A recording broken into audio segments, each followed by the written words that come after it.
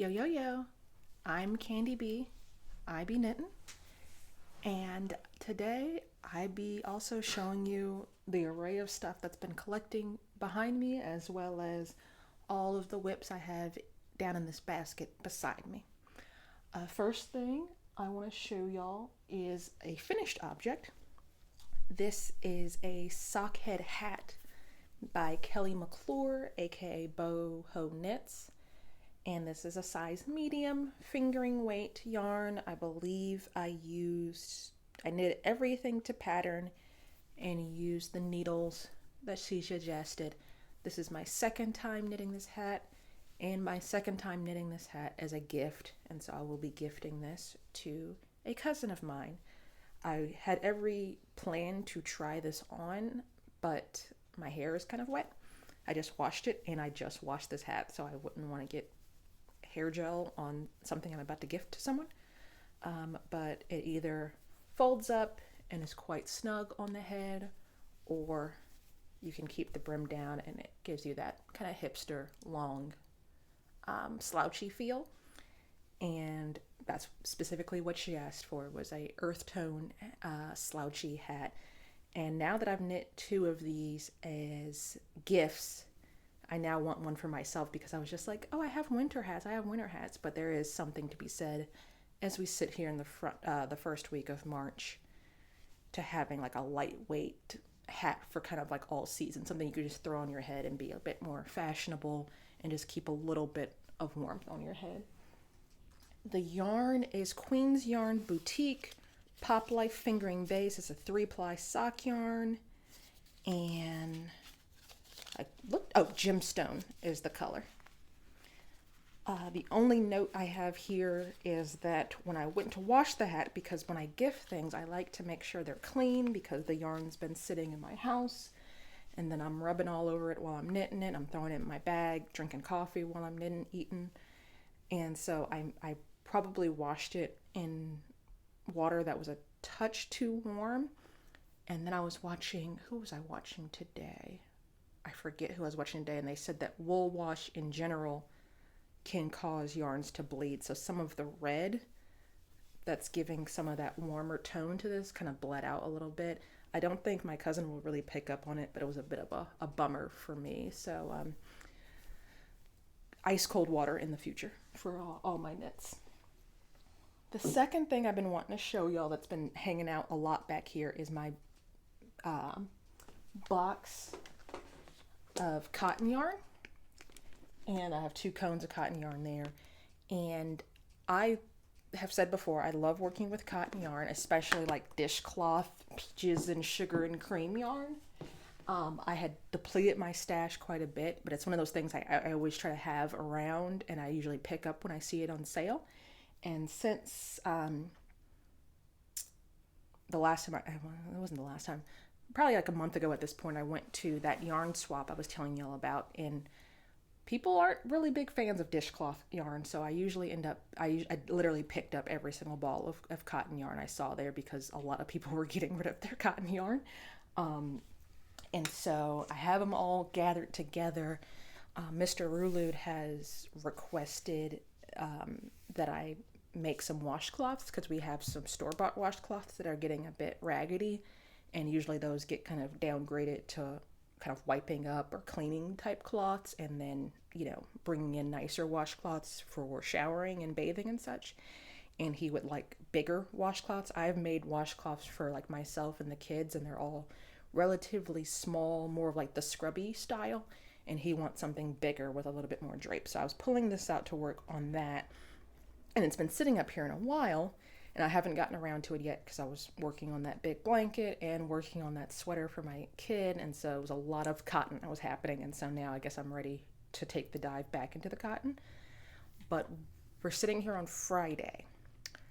Wednesday I was at church, and we were in the nursery at church, and I saw, like, I'm assuming if y'all are watching this, then y'all are as into knitting and yarn as I am, because literally I'm at like 15 paces, and I'm just like, is that knit? There's something hand knit over there. And I like bounce over to the corner, and there's like a bookshelf, and on top of the bookshelf there's a knitted piece of fabric, And I thought at first someone had had like left their hat there or something. And I was like, oh, someone left their hat. Turns out it was a baby bib. And because I'm a totally normal, I like knitting just like, I'm very, very casual when it comes to my knitting. I sat there during this meeting at church and was started to like count the stitches and look at this, try to like cross, like kind of go backwards on this pattern to figure out how this bib was made. So that was Wednesday night. Thursday evening, I came home from work and cast this item on. And now we're at Friday. During my breaks at work today, Friday, I continue to work on it, and we're in Friday night, and I have a finished bib. And the thing that struck me is that this is a 2x2 knit bib. I did try to like scroll through some bib patterns on Ravelry, and I couldn't find anything quite like the one at church. And they told me who had knitted it, and it's someone in my knit group at church. And so I'll probably ask her next time I see her what the pattern was. I think it might have been a One Skein Wonder, but she definitely did some special tweaks with it. But what I did, I stole her cast on. It's 2x2 rib, 64 stitches, and I knit about like 2 inches. And then she had done a garter border here and then done stockinette in the middle. But I just wanted to kind of experiment with the pattern and see if I could kind of work out. I didn't know how wide I wanted it down here, so I was like, I'll just do garter stitch. And then as I realized I was doing it, I was like, that's perfect, because the garter stitch is going to make it so there's like no right or wrong side to it. And so if you're frantically trying to get the baby, ready to eat, you don't have to be like, oh, is this the right side? Is this the wrong side? Or then you put it on the wrong side and something's backwards or something. So the way this bib works, I got a willing model right here. It stretches over the kid's head and just lays like this. And I just think that that's super precious. I know a couple of pregnant people right now, and I think they'll really get a kick out of this. I like it because I've always wanted, like, I've been making blankets for people, and you really need to know far in advance that someone is expecting a baby, because it takes a bit of time to make a blanket. And then, you deal with the fact that it might not be their personal taste or what they want to use. With this is, I feel like, something a little bit more utilitarian. Everyone needs something to wipe up, spit up, and drool, or the milk that's dribbling down the chin. And like I said, I saw the pattern Wednesday and spent Thursday and today working on it. So it couldn't have taken me more than, like, if I sat down, maybe 2 hours altogether, and that's weaving in the ends and everything. This is just regular worsted weight dishcloth cotton on. I cast this one on size 7 needles and then knit the bib part on size 8 needles. And the other thing I like about this is that a lot of the bibs I had been looking at, because I look at baby patterns from time to time just as gifts for people. I don't want to knit a bunch of I-cord and keep measuring to make sure that they're the proper length. And then the idea of someone trying to tie that around a kid's neck makes me really nervous. I don't want to fiddle with buttons, because buttons pop off and the kid wants to eat them. And I just remember a very vivid memory of when my firstborn was born, and Mr. Rulud trying to get her into her pajamas, and the whole crotch was like actual buttons. And he was just like, who bought us this onesie? I actively dislike this person, because you're sitting there buttoning a million buttons on a baby. And so I try to think about how practical something is when I gift parents things, because I can very much relate to that time period where you're just like, I just need something, just shove it on the kid, or put it, you can obviously put it up here and use it as a burp cloth. You just need something. So I knit this one. Then I was just like, this is kind of stretchy. Maybe this is for an older toddler or baby. Let me try this with a smaller needle. And so I started this one, and I did this one I cast on with size 6 needles, and then I went into the garter stitch. And oh, by the way, I was knitting in the round, and then I had 64 stitches in all, and then I just cast off 32 of them. I just went half and half. I didn't want to overthink the proportions. But I think it came out nice because I was trying to think, I was like, it should be a little thinner in the front, but at the same time, you know, you'll catch more spit up if it's a bit wider too, I guess.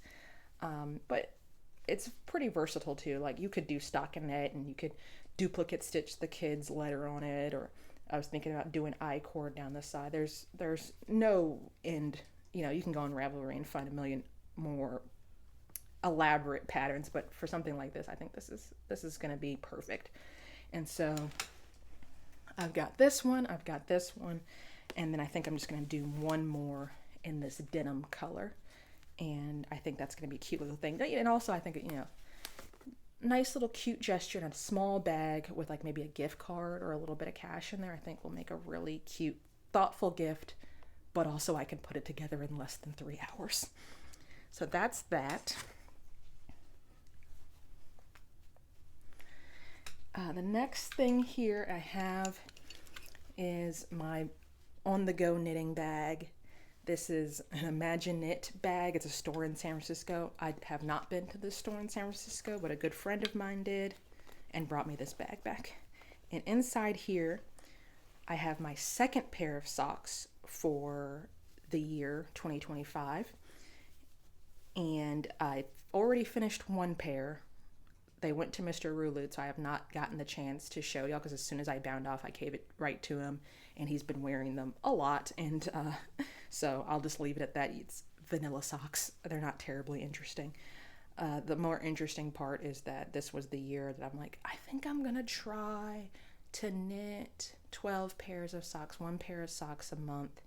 We are in the first week of March, and I've knit 1 pair. I knit 1 whole sock here, and I'm about this far along on the second sock. So, and I would also like to mention that both the pair of socks, these socks and the ones that I finished already, were both socks that I started in 2024. So I didn't even do 2 whole pairs of socks this year, and we're in March. Will I revise my goal? No. I feel like it's always good to have like that stretch goal that's way out there. I did the math on how much time I would have to spend knitting to get 12 pairs of socks this year. And I'm like, do I really like knitting socks that much? It's mostly for like my lunch breaks at work, going to the park with the kids, things like that. And so I would have to spend a lot more time in the house knitting on socks, and so it's something to think about. But also we're still in March. Anything can happen this year. So that's those, and this is literally just I was experimenting with a 64 stitch circumference on size 0 needles, and so I am just doing my own thing. I did a German short row heel on the first sock, and I could have sworn I got the German short row directions out of a book, but then I went to go knit the second sock, and it's the Vogue knitting book, and I couldn't find the German short row directions in the book, and I was literally looking through different books I own, different patterns I've downloaded, and I could not figure out what instructions I used. So eventually I just Googled German short row heel, and I was looking at the instructions. I was like, I don't think I did these this way on this first sock, and I was hemming and hawing, and I was getting really angry with myself, and so I was like, no, I'm just gonna do it. It's gonna go on my foot. It's not gonna make that big of a difference if there's 1 extra row in there somewhere. And then as soon as I finished the German short row heel, I remembered what pattern I went back to figure out this German short row heel. They're probably the same. I don't know, but I think after I'm done with these are probably going to go in the gift pile, because sometimes knits can like leave a bad taste in my mouth. And so I'm just like, you know what? I just want to be done with these socks, and I'm going to give them to someone else and just move on with my life, because it just, I don't know, I was in a bad place, I guess. I don't know. So that's that. That's 1 pair of socks. The next thing I'll show y'all. I did find it helpful to work on 2 pairs of socks in tandem with one another. And so I finished Mr. Rulud's sock, and then I kind of had that one already cast on. So I went ahead and cast on another pair, because then I can kind of jump back and forth, like, oh, I can just knit the leg on this one, and then when I get to like the heel and it's more complex, switch back. And these are a repeat pattern, and I'm not that far along. I was working on some black and white striped socks for Mr. Rulud, and they were coming out super duper loose, and I was trying to figure out my gauge. I couldn't figure, this is Hobie's Black Friday yarn, and I was just not having a good time, so I ended up ripping it out and starting on those 64 stitch socks. Those were too small, and so now I cast these on. These are 68 stitches. And so 72 was too big on these socks, and so I ripped them back, and now I'm doing 68 stitches, long story short. And this is going to be my TV knitting for when we watch The Wire, since I finished my Kagan's quilt, because I don't necessarily want to take a striped sock on the go with me. And so that'll be that knitting. And the size 0 needles are just a bit quieter than some of my bigger needles. All right, and so this will be size sock number 3, and so I might be able to knock out a pair of socks relatively quickly, because it'll be inside the house, and The Wire is an hour at a time knitting on socks. Then the next whip I want to show y'all is one of 2 shawls I'm working on right now. This is, what is her name? Audrey shawl by Crystal, I think it's pronounced Crystal, Bagia. And this is my Rich Hill yarns, which are all inspired by places in Richmond, Virginia. And Audrey shawl is a free pattern. And the last time y'all saw this, I had just finished what is actually the Virginia Museum of Fine Arts color, the VMFA color. I think I called it the Altria Theater last time we were together. And since then, this is the stitch marker from where we were. We're now we've done James River Rapids. We went into Poe Museum, Tacky Lights, and so that makes 9 contrast colors. And then you're supposed to go into a large stockinette stripe of your main color. And instead of doing that, I have my main color is the Jefferson, and I added a 10th contrast color, which is the actual Altria Theater color, because I have a whole skein of this yarn. And I'm trying to incorporate more of this yarn so I can use more of it up. And I think it breaks up what was going to be just stockinette knitting really nicely. And the numbers, the pattern's free, and the numbers work out that you can easily sneak in extra eyelet rows.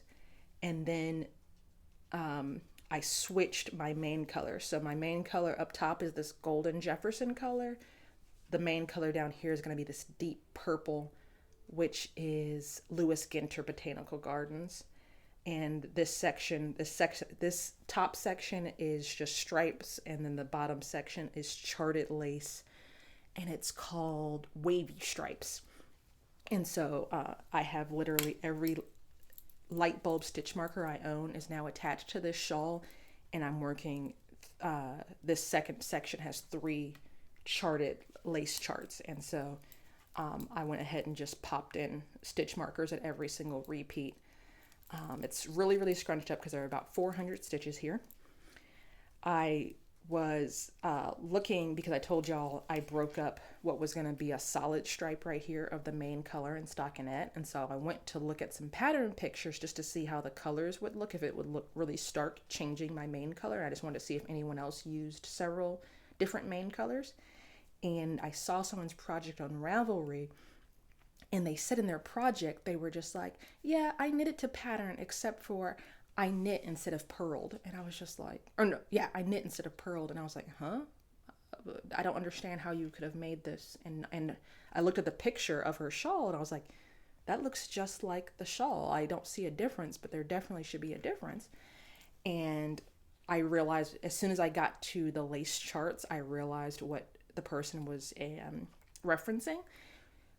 The lace section, the section that's called Wavy Stripes, there's lace, and then only the right side is charted. on the wrong side, you purl every single row. On the right side, every other right side row is a purl row. And so you end up in a situation where you're purling 3 rows in a row. And I was thinking about it, and I was just like, purling every row will give you reverse stockinette. So there'll be what looks like garter stitch on the front, but you'll just have a bunch of purl bumps on the front, and then the back will be stockinette. Or if you knit every row, you'll get just plain garter stitch.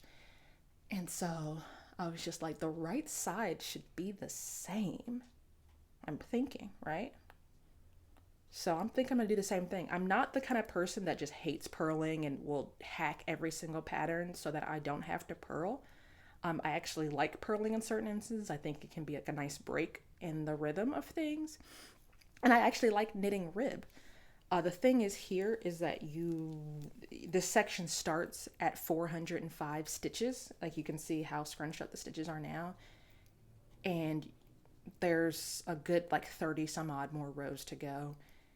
And you'll be knitting, like it's going to go up to like 500 stitches by the time you cast off. So I was just like, I think I kind of agree. I don't think I want to do that much purling 3 rows in a row just so my wrong side will look a certain way. I don't know what I think that maybe it's going to help the lace lay a certain way, or it's going to help in the blocking of it. But I'm just like, can I really be that bothered? But then there's this other part of me that's just like, I don't know. That's the way they wrote the pattern. Maybe there's something to it. I don't know. Maybe you'll learn something new and that you'll like reverse stockinette, because I've always been very confused by reverse stockinette. Like the only time I'm just like, reverse stockinette works for, I don't know, a situation where I'd be like, yes, we need reverse stockinette in our lives. So I did knit 2 rows already. There's a 3rd row I need to knit. And so far I'm just like, I think I'm okay with it. What I'm going to do is I'm going to put it back in the bag and kind of sleep on it a little bit more, because I've had kind of an irritating Freudian slip. I've had an irritating week this week, and so I don't want to make rash decisions, when I have this many stitches on the needle. So I'm gonna give it another sleep, but I'm greatly leaning towards just knitting every single row. Which brings me to my second shawl I'm working on. And I was working these every other row, kind of switching back and forth, and I was doing these just kind of on the weekends. But since I finished the quilt, now these kind of slip into being my main projects, and because there are so many stitches and the rows take so long, and I'm doing 2 different techniques, it's better for me to spend longer times on each shawl. So I've been like kind of alternating 2 or 3 days working on each shawl. So I'm working lace, charted lace over there. This one is the Exploration Station by Stephen West. And the last time I was on the second to last wedge. Here's my progress keeper here. And this section is like the wedge section. You do alternating wedges of your different colors. And now I've since finished that section, and I'm on the brioche section with colors B and C. And so this is another reason why I kind of want to separate the 2 shawls and work on them at different times, because lace is either yarn over knit 1 or yarn over knit 2 together, or SSK. Brioche is yarn over while slipping the stitch, and it was definitely messing up my brain. And brioche is already a technique that I've done. This will be like my 3rd or 4th brioche project, so it's not like I've never done brioche, but I'm still at that point where every single time I do it, I've got to look up a tutorial, or I've got to look up some videos and really think about what I'm doing. Looking at the structure of what brioche is, it's not that complex, but every single time I need to refamiliarize myself. And I'm one of those people that when I'm knitting, I get into a rhythm, and if something distracts me, my whole brain, the record just scratches, and I'm just like, what am I forgot what I'm doing. So it's definitely something that I need like long periods of concentration time to do. That being said, Stephen West, I literally just went to YouTube and typed in exploration station Stephen West, and his videos come up. Section 1, section 2. He tells you all the techniques you're going to need, and then he has a video about how to fix mistakes in brioche. So I knit, and that's another thing too. It's one of those things where I have to knit, since brioche is pretty much you're working it like stockinette, but you knit every single row twice because you're creating like kind of a two-sided fabric. This is the right side where my color B is more prominent, and this is the wrong side where color C is more prominent. And so I had to knit 4 rows, twice on the right side, twice on the wrong side, in order to actually see the brioche pattern kind of come to life. And then that's the only time I can see if I'm making mistakes or if I'm on the right path or if my stitch count gets off. And then after I do the setup rows, then I'm like, okay, I see now what I need to do. And it gets a little bit easier each time. That being said, I had gotten this far, and it's not that big of a section. It's the fact that you're knitting every row twice or purling every row twice. I identified a good handful of areas where I had made mistakes, and all I did was take stitch markers and mark those areas. And when I got to those areas, that's when I dropped down and fixed the mistakes, which are also, once you understand the structure of what you're doing, it's not hard to do. The scariest part, or the hardest part for me, is that in order to fix the mistakes, I have to completely unravel and untwist each yarn over and each knit stitch to see what's happening. And that just makes me really nervous, because I'm like, oh my God, what if I have to knit all of these rows again? And it turns out fine every time, but that heart in your bottom of your stomach type feeling. And so I fixed a lot of mistakes. There's some mistakes in here I cannot fix, because I think I was, when you're purling versus when you're knitting, that influences which direction you would do your yarn over in. And I think I have some areas where the yarn is just hopelessly twisted up in the stitches. But luckily, all of my knit columns look really nice. Also, a word to the wise: if you're making this pattern, be very thoughtful about what your color B is, because your color B is what's going to be the prominent color in this section. I don't know if I would have picked the yellow as the main color of the brioche. And so you have to wear it on the wrong side if you want the other color to show through, or, there's no consequence, I don't believe, in this shawl to switching B and C when you get to this section. It's just whatever B is in the foreground, C is in the background. That's the only thing you really need to know. And do I like brioche? No. But I can't argue with the results. There's no other way to get this effect. Will I knit an entire sweater in brioche? Maybe, because I never say never, but a nice little chunk in one Stephen West pattern is enough for me. The other note about this is that I am now, instead of Exploration Station, I'm going to call this my Crunch Wrap Supreme, because as I was knitting this, I realized that this color palette looks very much like a Taco Bell dining room or menu. And then I started to notice, I've noticed for a while that I put teals and purples in a lot of my color palettes.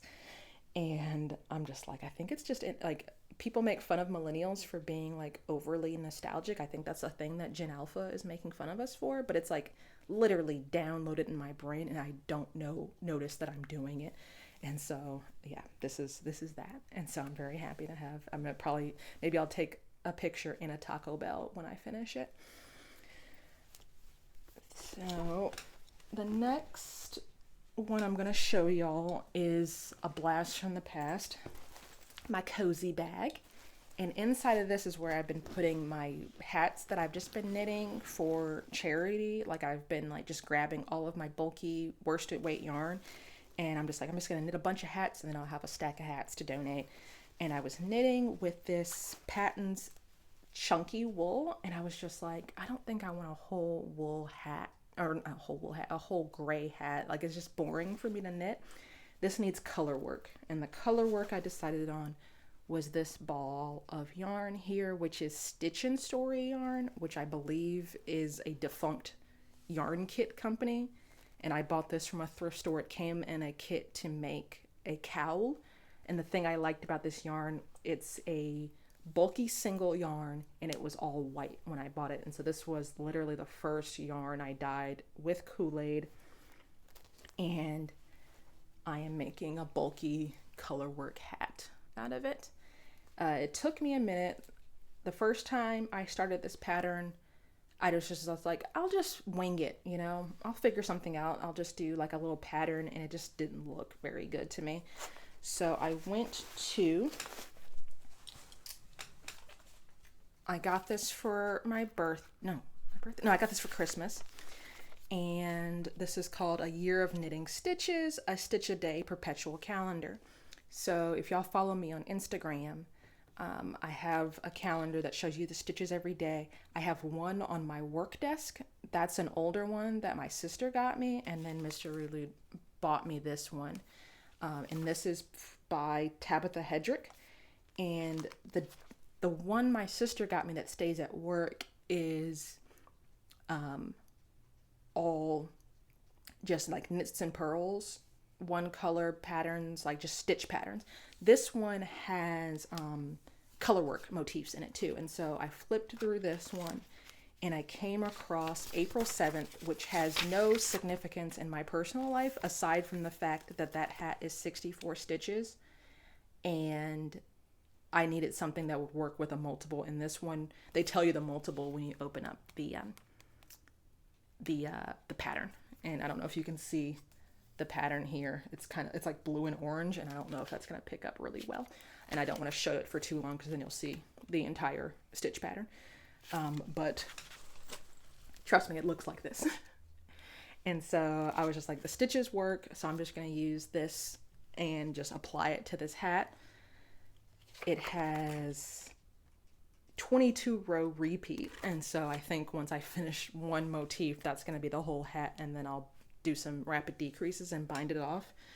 And probably I'm going to have so much of this bulky yarn left over, I'll probably do a pom-pom out of this bulky yarn. The thing to note here when I was casting on for this is it tells you how to do it flat. And I was like, well, that's fine. I don't have to, I'm knitting in the round, so I'll just knit instead of purl. I'm knitting the whole thing, so I'll just ignore the word purl, not realizing when you purl, you flip the whole thing over, and so you're starting from the other end. So every other row, I needed to have been having to reverse the row. So if the row goes knit, purl, knit, purl, if you're not flipping the work, then you have to start purl, knit, because, yeah, you guys know this because you're knitters, and you would have thought of that, and you guys are clever. I was not so clever, so I did have to rip back several times. And since then, I have gotten into the rhythm of every other row reading the end, which is also why I prefer charts for color work, because if I was working on a chart, I wouldn't have to mentally do that work. I would just look and be like, oh, I'm here now. Boom, boom, boom, boom, boom, boom, boom, boom, boom, boom. So that's that. And last but certainly not least on my whip parade is this bad boy. A couple months ago, I saw my sister-in-law, and she was just like, would you mind? Could you knit me? I was like, what do you want? And she was like, I want a really big, warm, soft blanket. And I was just like, that's no problem. I got blanket, I got yarn. But then she was just like, but I just really want it really soft, like chenille. And one thing about me, I don't mind for knitting for other people, as long as I can do it on my own time. I either have the yarn, or they're willing to buy me the yarn, and also it's something that I want to knit. And I absolutely hate chenille yarn. I've made I think I've done 2 things out of it because I made the mistake of buying it and I felt like I had to use it, and the experience nearly broke me. So I was like, absolutely not. I will not be making you a blanket out of chenille yarn. I will make you a blanket out of superwash wool because that's what I got, and that's what I feel like knitting with. And so y'all remember my mystery acrylic yarn that I got from the thrift store, the Richmond Restore. And this is some bulky Knit Picks. What is it called? Knit Picks. Wool of the Andes bulky. It's Wool of the Andes, but it is superwash. So this blanket can go in the washing machine if it needs to. It's 100% superwash wool, and this is Heather Briar Patch or Briar. Let me just read the freaking thing.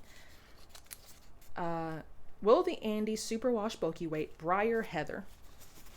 And so what I'm doing here, I just cast on a amount of stitches that made sense for me, and I kind of like held it up and I was like, this seems about right. So it's gonna be a nice wide blanket, lay it across, and then just knit it for as long as my legs are. So if she's on the couch, she can just kind of lay it across her legs.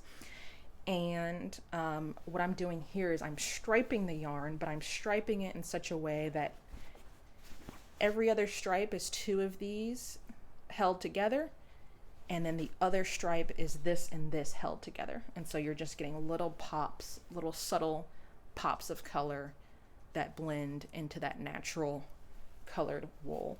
And it is very soft. Wool can be very soft, but also it's very breathable, and it's much easier for me to work with. So yeah, this is like absolutely not. And so I'm working on that. I am working on, what size needles are these? I will tell you. These are a size 11, and I'm really excited about this because I get to use my bigger ChowGoo interchangeable wires. This is my first time using the bigger sizes. I mostly, knit size 5.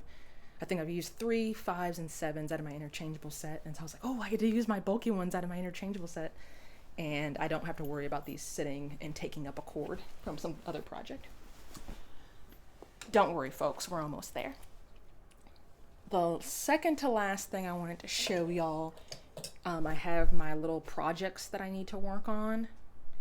Like not exactly knitting, but things that need to get done. And I talked about, speaking of the ChowGoos, doing something with my ChowGoo case, because the black and white and the red ribbon isn't me personally.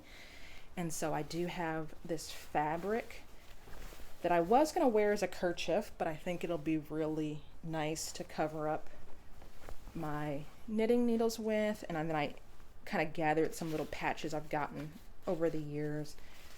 This one says prisons don't work. And then this one is it says Free Them All, Richmond City Bail Fund. And this is actually the exact same size as my needle case. And so I'm thinking that these will go on there. I was like, oh, I could do safety pins, but then that could get snagged on yarn if I put it in a bag. So I think I'm just going to stitch it over top of my ChowGoo case and make a nice little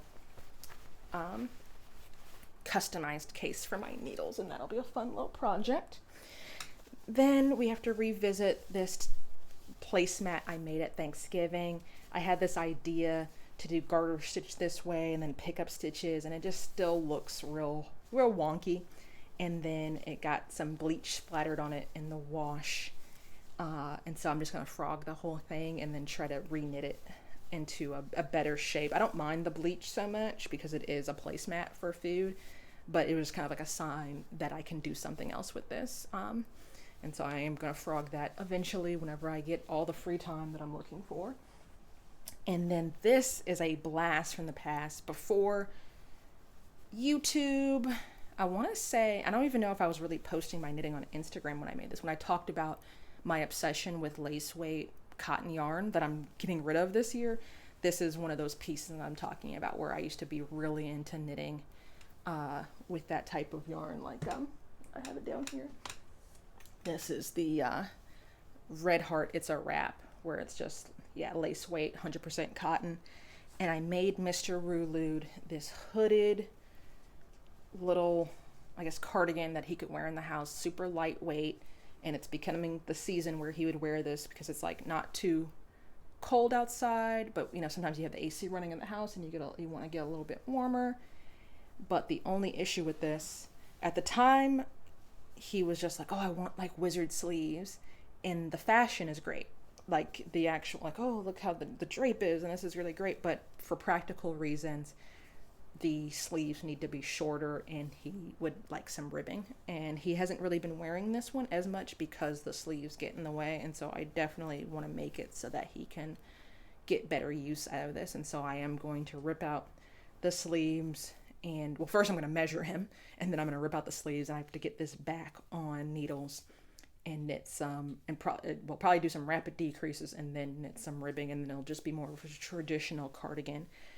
This pattern is the Stretta cardigan, which was a Lovecrafts, I forget the other name of that company, but they did sweater kits, and this was actually a gift that a friend gave to me when she learned that I was knitting, and it's a worsted weight pattern. And now you see why I had the confidence with trying to figure out that hoodie for Tin Can Knits. It was a worsted weight pattern, and all I did was pick a different size and kind of the needle I was going for. And so I completely changed the gauge and just knit it with the fingering weight yarn. And I just went up a size for Mr. Rulude and went down a needle size. And then I applied this hood. I picked up stitches and just knitted a giant rectangle and then sewed it together at the top to make the hood for it, because I just, like I said before, I really could not find a satisfying pattern that would complement his taste and his body shape. And so, and it's long too. If anyone remembers about that, this is about the time Black Panther 2 came out. And if you remember the big reveal in Black Panther 2, this might remind you of a certain character. And so, yeah. So this is definitely on the menu of things, and it's all over broken rib. I don't know what I was thinking. I was in a totally different place back then. I was like, let me do fingering weight cardigans and broken rib. I would never do that again these days. Talk about like avoiding to purl. I'm more apt to avoid broken rib. And last but certainly not least, if you want to peace out at this point, I understand, because I'm sure you're sick of everyone. Oh, I found the notes from like 2 weeks ago that I was looking for. I'm sure you're sick of everyone talking about Joann's fabrics closing. Everyone's done their think pieces and their feelings. I just wanted to tell y'all, because I mentioned that I had a gift card to Joann's, and I just had it in my spirit in January. Like, I got it around the holiday season, and I was like, let me just go ahead now and spend this. I don't like to hold on to gift cards because I forget they exist. And then next thing you know, there's all this rumbling about bankruptcy. So I was like, let me go use there was like one moment at the register where she was typing in my gift card because it didn't scan right. And she was like, oh, let me type it in. And then it worked. I was like, oh, thank God.